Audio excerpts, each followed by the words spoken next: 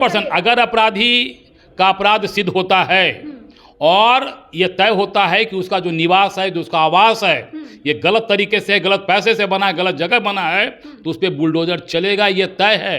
ये अपने सुशासन का आधिपत्य है और उस पर बुलडोजर हर हाल में चलेगा। पूरी कार्रवाई नहीं हो जाती है जब तक ये लगता है कि हाँ अब इसके आगे कोई स्कोप नहीं बचा है, तब तक वो प्रशासन अपना काम करेगी। वक्त जरूर इसमें लग रहा है, लेकिन न्याय मिलेगा, ये तय है।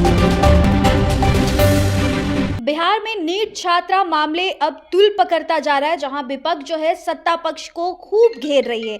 इस मामले को लेकर लगातार ये बात चल रही है कि सत्ता पक्ष अपने अपराधियों को संरक्षण देते हैं। ऐसे में हमारे साथ बीजेपी प्रवक्ता सुनील सेवक जी मौजूद है। पहले तो सर ये बताइए, नीट छात्रा मामले में अभी तक पीड़िता के परिवार को न्याय क्यों नहीं मिला? सर देखिए, जिस तरह की घटना है और उसमें जितने सारे लोगों का नाम आ रहा है, वैसे में इतनी आसानी से किसी चीज़ का पटाक्षेप नहीं हो सकता। जब तक हम गहन जांच में नहीं जाएंगे, प्रक्रिया पूरी जब तक नहीं होगी, तब तक संभव नहीं है कि हम इस चीज़ का ये पटाक्षेप कर दें। तो प्रक्रिया चल रही है, क्योंकि विषय गंभीर है, इसलिए गंभीर विषय को स्वाभाविक रूप से गंभीरता से प्रशासन लिए है। और जब तक पूरी कार्रवाई नहीं हो जाती है, जब तक ये लगता है कि हाँ अब इसके आगे कोई स्कोप नहीं बचा है, तब तक वो प्रशासन अपना काम करेगी।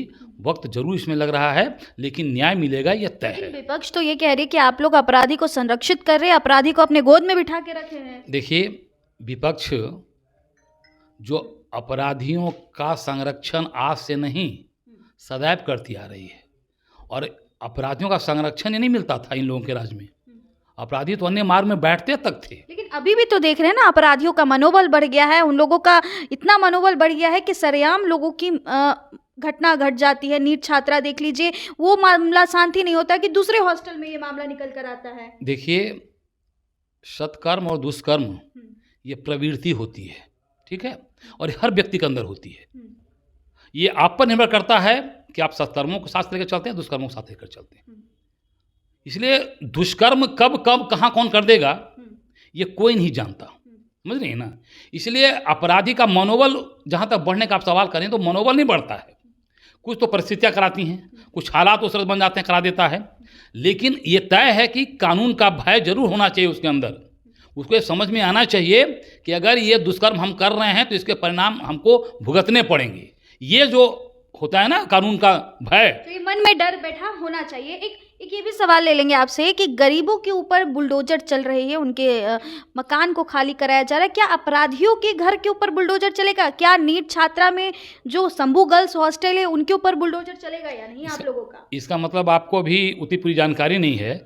मुजफ्फरपुर में एक अपराधी के ऊपर माननीय उप मुख्यमंत्री विजय कुमार सिन्हा जी ने बुलडोजर चलवाने का काम किया था।